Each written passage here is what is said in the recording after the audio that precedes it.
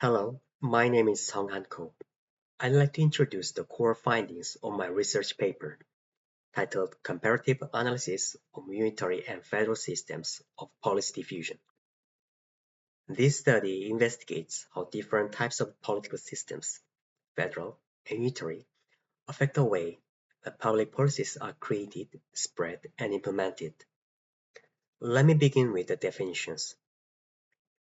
A unitary system is one where the central government holds dominant authority and may create or abolish local governments at will. In contrast, a federal system constitutionally divides power between central and subnational governments, both of which have a legally protected authority. I compared these two systems across six key dimensions: policy diffusion path, innovation source, speed, diversity, crisis response, and room for experimentation. Unitary systems are fast and uniform, but often less flexible. Federal systems are slower and more complex, but allow for local innovation.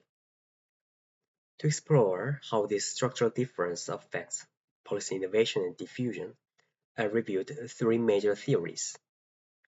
First, Berry and Berry's model explains how policies in federal systems tend to spread geographically, starting from state-level innovations. Second, Dobbin, Simons, and Garrett introduced four global diffusion mechanisms: constructivism, coercion, competition, and learning.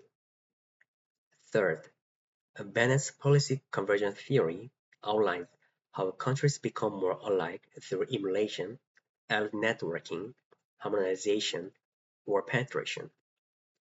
Then I analyzed four comparative case studies to demonstrate real-world differences between the two systems. Number 1. Marijuana legalization, France versus the United States. In the US, although marijuana is illegal federally, 24 states and DC have legalized it for recreational use, with 36 permitting medical use. In contrast, France maintains a centralized drug policies under its unitary structure, and local governments cannot legalize marijuana independently. Number 2. COVID-19 response, South Korea versus the United States. South Korea's centralized government led a nationwide pandemic response, implementing mask mandates, QR code entry locks, and nationwide screening clinics. Meanwhile, in the United States, each state responded independently as the federal government lacked direct enforcement authority. Number 3. Curriculum reforms, South Korea versus Germany. South Korea has a nationally standardized curriculum. In 2015, the central government attempted to impose a unified history textbook, which was strongly opposed by civil society.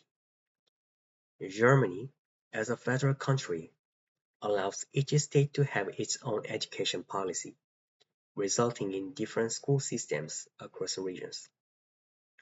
Number 4. Basic income experiments, Finland versus the United States. Finland, a unitary country, tested basic income through a 2-year centrally planned national pilot. In contrast, the US has no federal program, but cities like Stockton and states like Alaska have conducted independently experiments. In conclusion, neither system is inherently superior.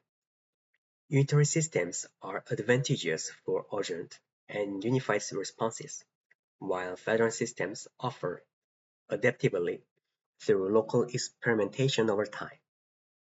The key is not choosing one over the other, but understanding their strengths and applying them effectively according to the context. Thank you for listening.